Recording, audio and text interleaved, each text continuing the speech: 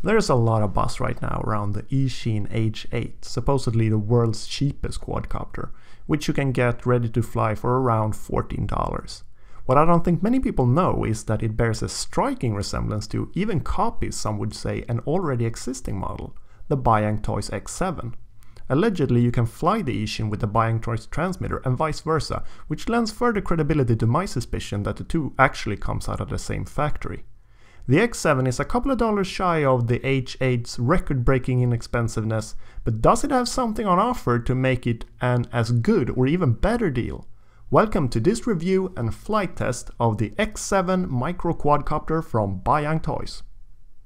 Much like its popular rival, the Bayangtoys X7 looks kinda like a scaled-down version of the Cyma X5, especially the white version here, which is one of 5 colors available, along with green, red, blue and pink. The size of this thing is curious. It's definitely not a nano, but yet it's somewhat smaller than your typical micro. I guess you could call it a mini micro or something like that. The weight is also a little curious in that it's very light, even for a quadcopter. Still, it doesn't feel flimsy and I wouldn't be worried it would break in a crash.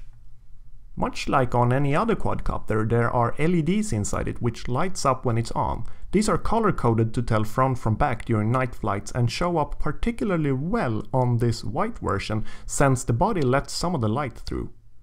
One of the few points where the Bayangtoys and Eachine quadcopters differ is in the battery department.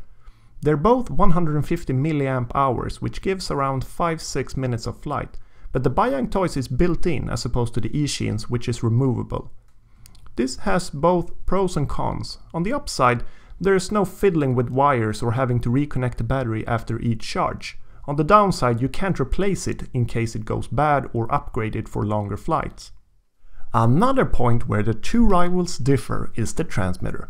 This is where I would argue the Bayangtoys Quad more than justifies its higher price point, while the Eachine is bundled with a slightly scaled up version of those cheap nano transmitters with which you are familiar if you own, for example, a Shearson CX10. The Bayangtoys comes with a still cheap but much bigger and more comfortable Hubsan style transmitter. It's actually a bit smaller than a real Hubsan transmitter and while not luxurious by any means, definitely gets the job done. In terms of other accessories, the Bayangtoys X7 comes with a very familiar looking USB charger. I assume this is interchangeable with, for example, the CX10's charger. Charging takes around 45 minutes. A full spare set of props, prop guards which screws on with the included screwdriver and an instruction manual. It all comes in this nice, reusable, if a little big box with a plastic mold inside which holds the quadcopter and transmitter in place when you carry it around. Notice on the box how it says that this quadcopter is especially suited for windy weather? Remember this as I will get back to it later. But enough of this, let's move on to the flight footage.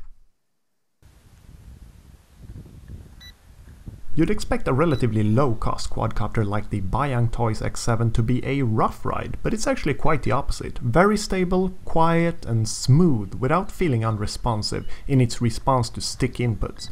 There is no crazy spinning here, the yaw is actually a bit on the slow side. Likewise, the pitch is not extreme either. The quad is fast enough but cannot compete with the likes of, for example, the JJ1000. The flips on the other hand are some of the best of any quadcopter I've flown. They go in all directions and are incredibly fast and precise. Seriously, if you only take one thing away from this review, let it be that the Bayangtoys X7 has the tightest flips of any quadcopter. Remember how the box boasted about this quadcopter being especially wind tolerant? I don't know how this would be reflected in the design. One would assume the opposite to be true, judging from the low weight and proportionally bulky body, and this is exactly the case. In my experience, flying this in anything more than a light breeze will be more trouble than it's worth. In fact, I'm flying the Bayangtoys X7 mostly indoors, which I think, despite what the box say, is its primary intended purpose. In summation, there is no question the Bayangtoys X7 is a competent and affordable flyer. Who's it for? Well, this is where it gets kinda tricky. See, for all the things it does well, even very well, I still feel it fails somewhat at proliferating itself on a very crowded market. If you're a beginner to intermediate flyer who don't already own a micro quadcopter, this is a perfect fit for you and you should seriously consider it. For anyone else, there are either better suited alternatives out there or you already own something too similar to this to warrant a purchase. Looking at it this way, perhaps the Eachine H8 wins out after all. Regardless of any shortcomings it might have, it's found itself a niche market with the crazy yaw and crazy price. Thank you for watching. Please like, subscribe, and if you have any corrections or suggestions for other exciting new multirotors for me to review, leave a comment below. See you soon in another review. Bye!